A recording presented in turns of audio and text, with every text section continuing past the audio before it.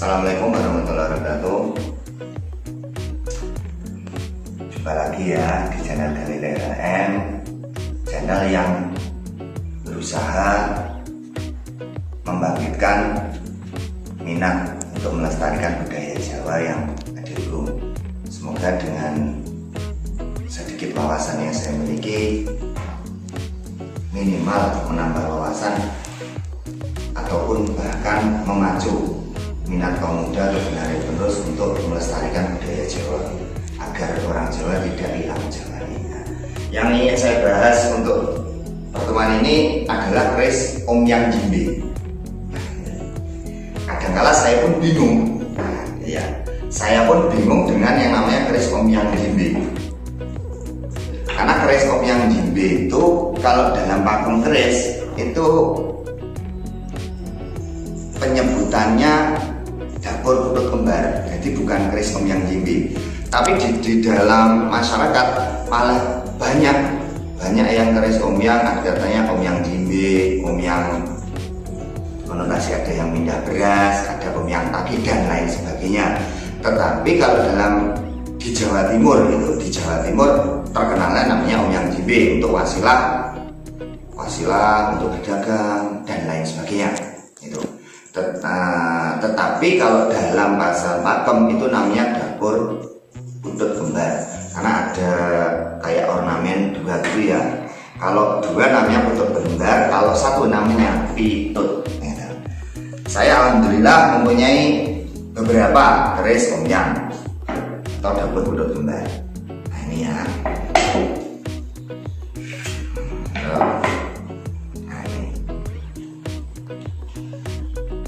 Keris ini adalah dapur putut kembar. Dapur putut kembar. Ini adalah dapur putut kembar. Ya kan? Besinya jelas ya. Nah, ini seperti ini ya.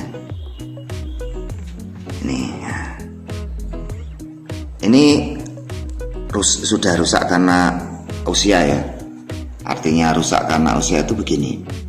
Ini karena saya itu suka mewarangi, ini tak warangi terus dalam setahun.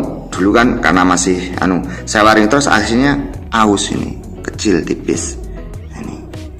Nah dulu pemilik yang dulu ketika mewarangi dia diamplas, jadinya kelihatan kayak begini. Tapi ini asli, ini kelihatan nih. Ini karena orangnya dulu diamplas gini, karena mungkin kurang wawasan ataupun karena ketidaktahuannya beliau akhirnya diamplas. Ini saya dapat dari seseorang di wilayah Tulungagung. Ini dapurnya putut kembar karena kalau ada di desa namanya Jimbe itu ada petilasannya Musupo itu di situ. Ya, desanya namanya Desa Jimbe. Menurut cerita seperti itu. Ini adalah dapur putut kembar. Ini besinya, walaupun ini istilahnya tebal ya, tapi dia punya besi. Ini tipis sekali. Kok tipis? Ringan. Dia ringan sekali. Ini ringan banget ini. Padahal dia kan kandel ya, tebal, tapi dia ringan. Makanya dalam masyarakat itu terus ada Omyang yang beraneka macam ya. Saya sendiri nggak tapi yang jelas saya memiliki yang sepuh dan memiliki yang aspal itu. Yang aspal seperti ini. Ini yang saya punya ya, aspal ya. Ini yang aspal ya. Kalau ini saya ada yang lurus juga, ada yang lurus karena Omyang saya itu ada sekitar 20-an berapa ya, itu loh. Nanti kita review satu-satu lah. Nah ini ada lagi, ini kan Omyang, dapurnya Putut Kembar juga. Ini kan nyadong ini. Ada yang mengatakan bayi nyadong gitu loh. Tapi ini bikinan baru ini. Mungkin masih berapa? 20 tahun atau 15 tahun ya. Ini ada beringinnya. Nah, ini ada beringin, ada tulisan namanya Omyang Jimbe. Nah, ini ada payung, ya ini ada payung. Ini ada padi kapas. Ini padi kapas ini. Nah, kelihatan ya? Padi kapas ya. Nah, ini payung. Nah, ini tulisannya ini gini tulisannya. Omyang Jimbe ini. Ini ada beringin. Kemungkinan besar ini beringinnya biar bisa ngayomi, payungnya untuk perlindungan, padi kapas untuk wasilah sandang pangan papan begitu ya. Tetapi kalau dilihat dari bahan dan pembuatan, Omyang yang seperti ini malah kebanyakan barang baru. Kita nggak ngomongkan tentang tuah toyoni ya, kita ngomongkan tentang keaslian. Kita ngomongke tentang barang jadinya, besi ajinya. Jadi ini ada padi kapas, payung ini ada ya. Karena saya ini ada beberapa saya yang pesan. Saya ada beberapa yang pesan, tetapi kalau yang kuno-kuno malah tidak ada seperti ini. Ini tidak ada kan? Ya, malah tidak ada. Malah nggak ada. Makanya saya sanksi kalau ada yang ada beringin, terus ada payung, ada padi kapas. Ini kan sama-sama diwarangi, yang satu ini kan puyeh toh, ya kan, puyeh kan? Nah, puyeh kan? Ya kan puyeh. Ini ada yang lurus, ini ada yang lurus juga. Saya ada lagi yang kecil tipis, bagus juga. Seperti ini, tapi dia lebih pendek, dia lebih tipis, lebih pendek. Garapnya lebih halus dari ini, artinya lebih tua yang pendek itu lebih tua, ya kan? Bentuknya beda. Lah, ini ada lagi, ini juga milik saya ini. Nah, ini karena saya ada beberapa. Nah, ini full tidak saya warangi. Nah, bentuknya kan beda. Ini dengan ini paling sepuh ya. Bentuknya mirip-mirip, tidak mentol-mentol begini loh, kan lucu ini. Nah, mentol ini. Nah, ini kan mentol ya.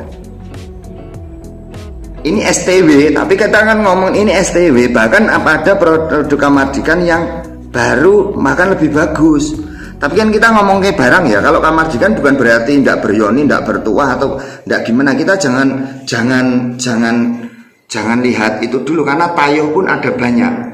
Tayuh itu kan ada beberapa, ada tayuh benang, itu dengan benang, ada tayuh tinting, itu ada tinting, ya kan? Ada tayuh yoni, nah itu loh.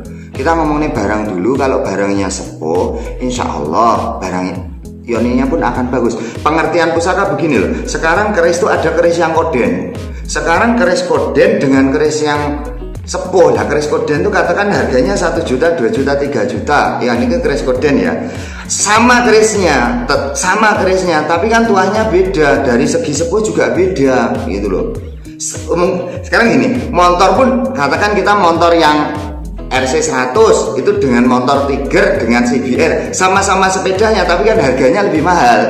Itu kalau sepeda motor itu mungkin kapasitas daripada dia punya nyaman, dia punya laju, kan beda. Nah, sama dengan keris, sama-sama omyangnya, bukan sama-sama dengan besi aji apapun itu. Besi aji itu kalau yang kelasnya bagus kayaknya sangat jarang, kalau harus murah itu kan jarang.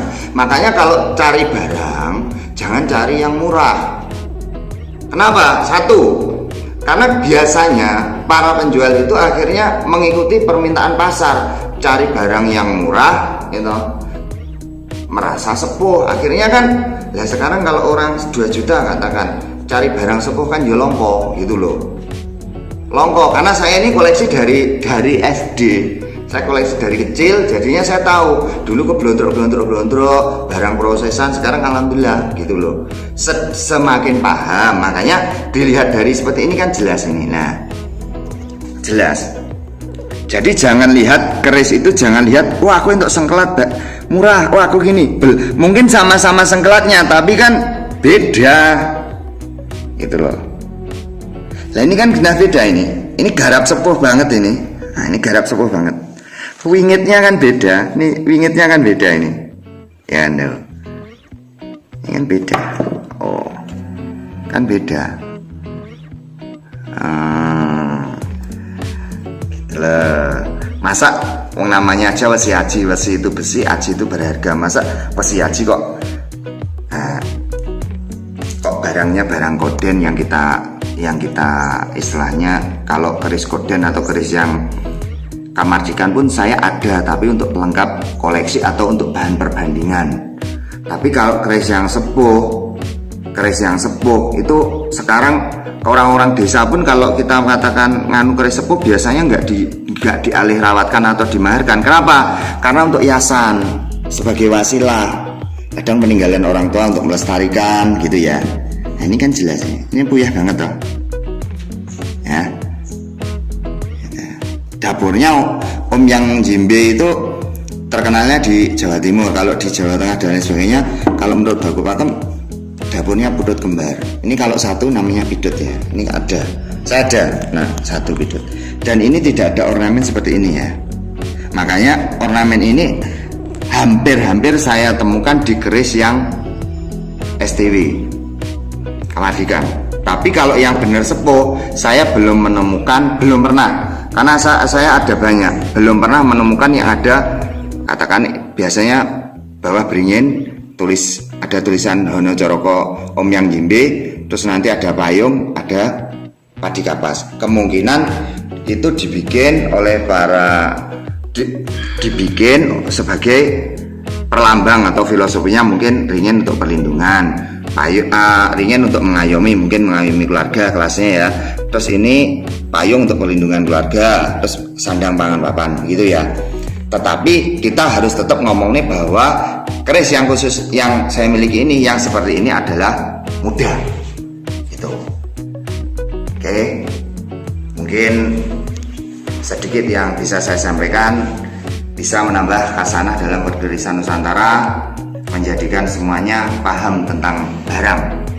Intinya yang saya ingin sampaikan, harus terus belajar, karena keris yang kita ketahui satu, jangan kita merasa langsung oh keris yang ini nggak ada. Kenapa? Karena banyak ditemukan keris-keris yang baru, dan pakem-pakem keris pun kita harus selalu membaca. Kenapa? Agar gelas kita selalu terisi. Jangan kita ngeyel, jangan kita ngengkel. Kenapa? Kadang kalau kita tuh merasa benar sendiri, disitulah kita memulai kebodohan kita. Sekian, semoga bermanfaat.